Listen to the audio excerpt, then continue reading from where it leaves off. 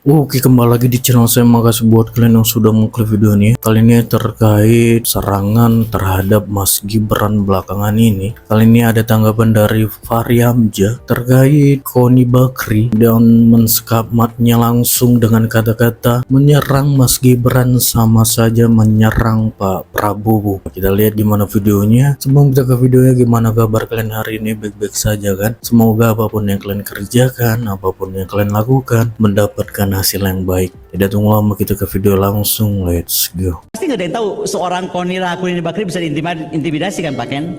Oh, saya mesti cerita, ini mohon maaf, bukan curhat. Saya sudah di warning, jangan ganggu Gibran. Siapa yang Orang terdekatnya 08. Jangan ganggu Gibran. Karena kalau Jokowi sebagai orang Solo punya keris sepanjang sejengkal, Gibran kerisnya 2 jengkal. Saya sampai kaget loh, 3 kali diulang. Tuh, makanya menurut saya ya saya sih cuma siapkan mental aja. Berarti kan ancaman itu mengikuti apa yang saya ucapkan. Kan begini kan, kalau ada istrinya Presiden Roosevelt itu kan, Eleanor Roosevelt namanya, dia bilang pikiran besar itu berbicara konsep, pikiran sedang itu berbicara peristiwa, dan pikiran kecil itu berbicara orang. Gitu. Dengan segala maaf kepada kawan-kawan kita, terlalu banyak yang bicara orang.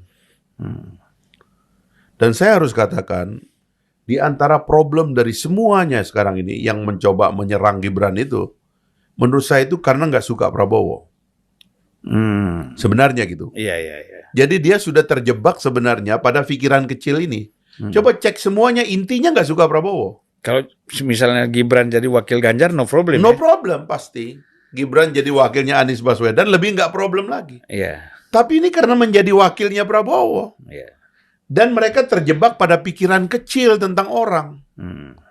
Mereka sudah memblacklist orang yang bernama Prabowo. Saya tahu ini kalau kita cerita bagaimana orang-orang itu sampai pada kesimpulan itu, ya menurut saya itu agak memalukan begitu ya. Karena soal ketersinggungan dengan gaya, ya kan? Soal kekecewaan dari fakta bahwa dia berasal dari rezim Orde Baru dulu, yang orang tidak tahu bagaimana tarik-menarik dinamika antara Prabowo dengan rezim Orde Baru.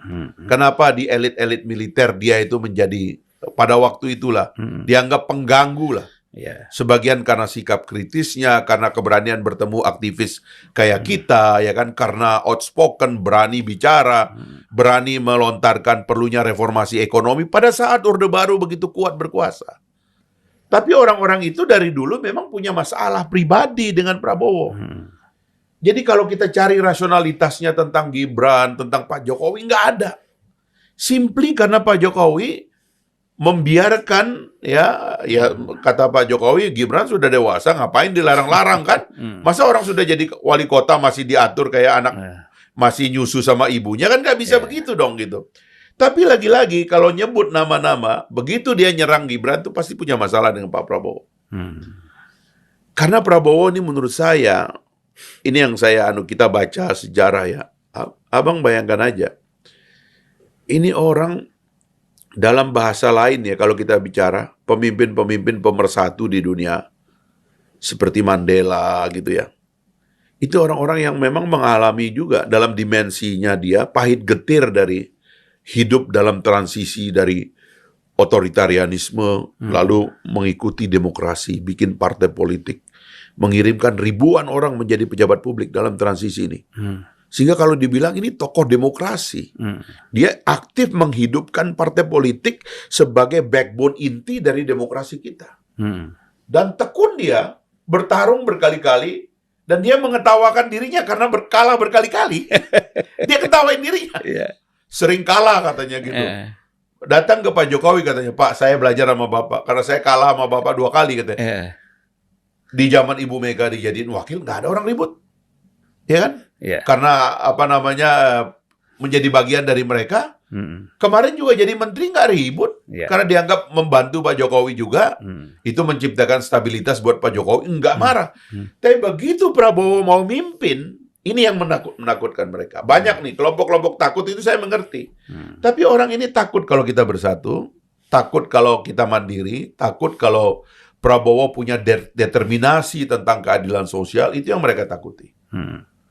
Jadi ini nggak ada hubungannya dengan soal Gibran, soal apa. Soal sebenarnya. Mahkamah Konstitusi nggak ada. Nggak ada, ini soal Prabowo aja kok. Gitu. Iya, tapi kan saya melihat juga begini, memang banyak yang menggunakan emosi yang sebenarnya itu tanpa dasar. Yeah. Tapi kan kalau orang kayak seperti Eros, Butet, ya, mereka itu termasuk rumpun terdekat dengan Pak Jokowi ya. Iya. Oleh karena itu, saya melihat ini memang berangkat dari kekhawatiran sebagai teman gitu kan, melihat serangan-serangan yang begitu deras, begitu kuat, sehingga muncul ada rasa kekhawatiran mereka tidak menginginkan Pak Jokowi ini terjebak ya di dalam permainan politik pihak lawan misalnya. Gimana itu? Ya siapa yang mereka anggap lawan? Kan memang Prabowo yang dianggap lawan. Kita juga kenal. Balik-baliknya ke Prabowo lagi ya. Memang Prabowo masalahnya. Ini kan masalahnya karena itu yang saya bilang ya. Saya mencoba merenungi ya. Kalau dibilang bahwa mungkin mereka kecolongan juga. Kenapa mereka membiarkan terjadinya rekonsiliasi antara Pak Prabowo dengan Pak Jokowi, Pak Jokowi dan Pak Prabowo? Mungkin itu di antara penyesalan yang mereka lakukan sekarang ini. Karena dua anak bangsa ini yang sering bertemu, Pak Prabowo adalah pendukung Pak Jokowi. Dia berkampanye untuk Pak Jokowi. Dalam Pilkada Jakarta dia mengangkat tangan Pak Jokowi. Dia mengatakan, Pak Jokowi adalah wali kota terbaik di dunia. Sekarang kita akan menjadikannya gubernur terbaik di dunia. Itu kata Pak Prabowo. Iya.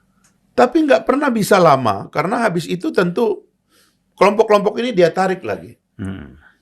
Istilahnya seolah-olah ya, kalau Pak Prabowo pernah ikut mendukung orang ini, kalau bisa dianggap aja nggak ada jasanya. Gitu. Dianggap aja ini alat aja lah kita pakai supaya kawan kita ini menang. Habis itu dikepung lagi oleh dia. Terjadilah rekonsiliasi di 2019 sebelum ada COVID dan sebagainya itu. Mungkin mereka nggak sadar bahwa antara Pak Prabowo dan Pak Jokowi ini dua-duanya orang baik. Sehingga waktu dua orang ini ketemu saling membaca hati, istilah saya dulu dalam bahasa puisi, saling merogoh hati, saling merogoh dada kita. Ternyata ini berdua-duanya orang baik dan mereka bilang, Pak, Bapak baik, saya baik. Kenapa kita selama ini bertengkar? Kenapa selama ini kita berperang? Kenapa selama ini kita nggak kelihatan? Dan seperti mungkin di keduanya ada penyesalan juga. Kenapa kita kok bisa diadu domba sama orang-orang ini? Dan akhirnya mereka ada understanding. Pak, saya mau teruskan kerja. Pak, rekonsiliasi harus dijaga, Pak. Pak, kita nggak boleh membiarkan adanya hasrat-hasrat primitif ya dari dalam tubuh kita yang menganggap bahwa kita ini nggak bisa meneruskan apa yang baik. Bung Karno dengan Pak Harto dua-duanya baik, tapi terputus dia. Saya membaca menonton video-video pernyataan Pak Harto tentang Bung Karno, tapi di luar sana orang mau mengeksploitasi seolah-olah ini adalah musuh hitam dan putih yang pasti saling membunuh dan menghabiskan. Gak ada. Ini orang saling menghormati pribadi yang dekat. Tapi kita tidak pernah mengatur secara baik transisi. Begitu Bung Karno putus, pecah. Pak Harto jatuh juga demikian. Itu putus. Seolah-olah ini orang gak ada harganya. Ini orang penjahat. Saya berkali-kali menulis surat supaya Pak Harto dijadikan pahlawan. Ditolak. Seolah-olah orang ini nggak pernah ada jasanya dalam hidup ini. Padahal orang mengerti kalau kita biarkan waktu itu bukan Pak Harto yang mengambil alih keadaan. Lain Republik ini ceritanya. Tapi sebagian orang bisa melobi supaya Pak Harto tidak dianggap. Bangsa Amerika itu mau penjahat perang kayak George Bush saja tetap aja kasih tempat. Ya kan? Dari Pak Harto jatuh, turun ke Pak Habibie. Bang, saya ini karena dekat sama Pak Habibie dari kuliah. Almarhum Pak Adi Sasono kenalin saya ke Pak Habibie. Pak Habibie, ini ada anak orang kampung nih, teman saya, adiknya teman saya, ponakan teman saya. Karena Mas Adi itu dengan paman saya dekat sekali, jadi. Tapi ini lebih pintar dari pamannya Pak Habibie. Terus kita ngobrol Siapa Pak itu Habibie. paman? Paman saya Ziyad Salim namanya, masih ada di Lombok. Jadi akhirnya kenal dari awal dengan Pak Habibie ya, dan suka kadang-kadang diajak ke Jerman ngobrol kita di sana. Pak Habibie, saya bilang kepada teman-teman, Habibie lain. Ini memang menterinya Soeharto yang disukai Soeharto, tapi Habibie sebagai manusia lain. Dia khazanah pikirannya itu orang maju, orang Eropa ini pikirannya. Dia udah menjadi kelas menengah atas di Eropa sebelum kembali ke Indonesia jadi menteri. Wawasannya modern. Dia memimpin badan industri strategis yang begitu banyak. Oh nggak bisa, Orde Baru. Ganyang Habibie, jatuhkan Habibie. Akhirnya Pak Habibie ya, kebesaran hatinya, dia bilang, waktu saya sudah habis, silakan diteruskan, kata beliau. Selesai Pak Habibie. Ya. Dan kita menyesal, padahal ini orang dikasih waktu 1 tahun 7 bulan, dia beresin semuanya. Ekonomi diberesin, demokrasi kita fondasinya diletak. Dalam cuman 1 tahun 7 bulan, Bang. Setelah itu naiklah Gus Dur.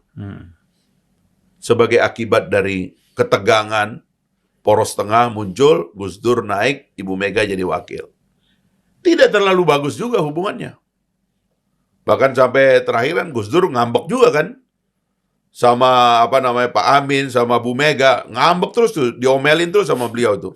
Yang dia nggak pernah omelin Pak Prabowo tuh. Yeah. Gus Dur ini sampai pernah bilang bahwa orang yang paling ikhlas hatinya untuk rakyat itu cuma Prabowo. Kata Gus Dur itu.